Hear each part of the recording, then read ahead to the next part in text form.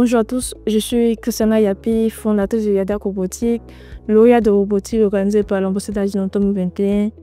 Je suis coordinatrice du programme Yadak Robotique Challenge, qui est aussi une compétition de robotique organisée Yadak. Au niveau de Yadak, nous avons plusieurs programmes. Nous avons des formations en robotique, des formations en drone, des formations en intelligence artificielle, en big data et autres.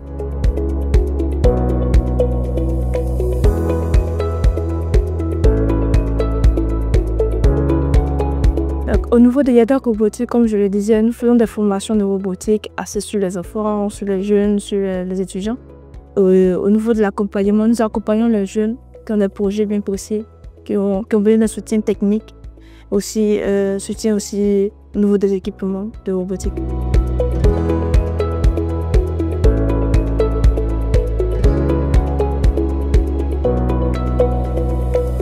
D'abord, nous avons les compétences acquises pour accompagner ces jeunes-là.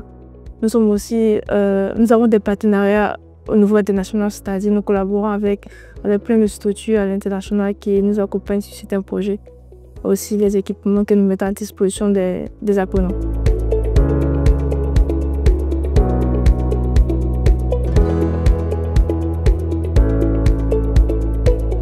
Le Yadak Robotique Challenge, c'est une compétition de robotique co-organisée par Yadak Robotique et Smart Data System, qui est une start-up ivoirienne dans le domaine de la gestion des données, tout ce qui est data. Et le thème de l'année passée était Smart City, une vie propre et connectée, où les élèves, les apprenants ont eu à traverser ce processus des robots capables de détecter, de trier et de collecter des déchets, de les transformer, de les apporter ces déchets-là dans la zone de transformation, tout en sécurisant ces déchets pour ne pas qu'ils polluent l'environnement, pour ne pas qu'ils saluent aussi l'environnement. Donc ça rentre en ligne de compte de tout ce qui est ODD, l'objectif de développement durable.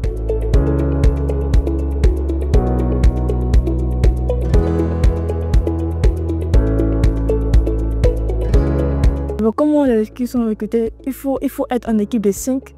Il faut soit représenter une école ou être une équipe individuelle.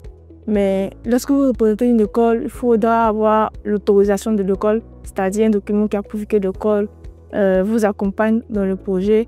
Aussi être disponible pour suivre les formations en présentiel et en ligne que nous disposons. Nous donnons aussi les équipements gratuits aux équipes et nous donnons aussi des formations. Donc ces formations doivent être suivies et aussi il y a des challenges techniques que nous proposons à chaque semaine de formation que les équipes doivent soumettre. Donc, après ce suivi-là, lorsque vous respectez ces différents critères, au bout de 1 ou 2 mois, vous êtes sélectionné immédiatement pour participer à la compétition.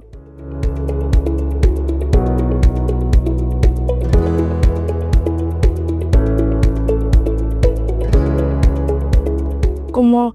D'abord, on recoupe sur la qualité du jeu fourni sur le terrain de jeu, sur l'innovation, aussi sur l'esprit d'équipe.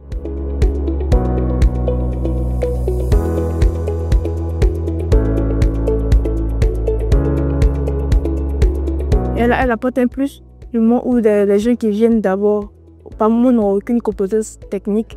C'est-à-dire qu'ils n'ont jamais fait la robotique ou ils n'ont jamais fait un programme à l'école.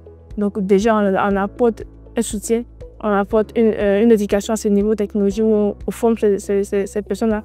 Donc c'est comme si on permettait à ces jeunes-là d'être bons sur le marché de l'emploi plus tard.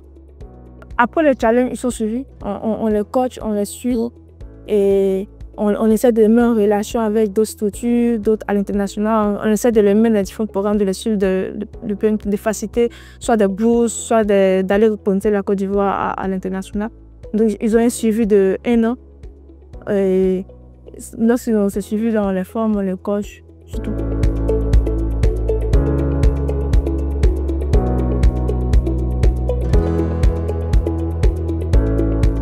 Ce sera la seule compétition qu'on va travailler là-dessus. Et pour le moment, c'est au niveau de la Côte d'Ivoire. Mais plus tard, on envisage aussi associer les autres pays d'Afrique qui vont aussi venir participer à la compétition. Et aussi inviter nos différents partenaires internationaux qui vont venir aussi avec d'autres équipes aussi, pour qu'au moins on puisse représenter la Côte d'Ivoire comme hub technologique au niveau de l'Afrique.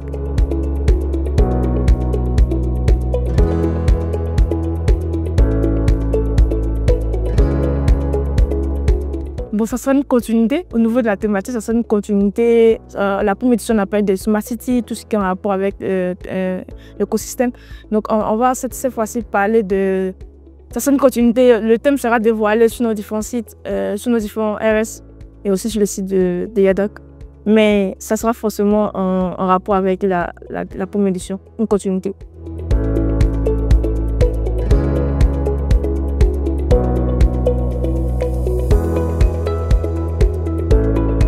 Je pense que si on continue nos événements, on continue dans la même logique et que les différents parties prenantes, c'est-à-dire l'État, les entreprises privées, se prennent de ce domaine, et je pense que dans 5 ans, on sera vraiment plus développé. On va faire quelque chose de bon au niveau de la Côte d'Ivoire. On va aussi inclure son espoir, aussi inclure ça au niveau scolaire pour permettre à ces jeunes de faire la pratique, de savoir qu'ils font derrière la théorie, mais d'ajouter aussi la pratique. Ça va ensemble pour que dans 5 ans, on puisse évaluer est-ce qu'on a fait vraiment quelque chose de bon. Est-ce qu'on s'est dit que la stratégie d'intervention a été appliquée ou pas?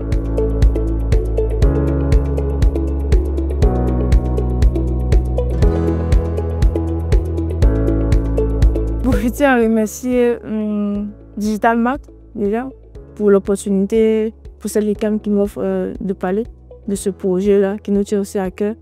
Et aussi à remercier tous nos différents partenaires qui nous soutiennent, remercier notre co-organisateur Smart Data System qui nous accompagne depuis le début, et aussi inviter les structures qui veulent nous accompagner à nous accompagner pour que demain, ça soit au moins une affaire internationale, permettre à la Côte d'Ivoire de se positionner aussi dans ce circuit de robotique et des artificiels pour rivaliser aussi contre les autres pays en Amérique, en Europe.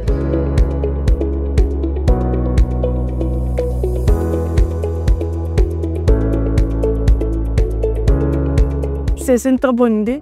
C'est la première fois que j'entends ça. C'est une très bonne idée d'ailleurs de voir qu'il y a des structures qui accompagnent des startups qui sont dans le domaine de l'innovation, de la digitalisation. C'est vraiment une très bonne idée et c'est à féliciter.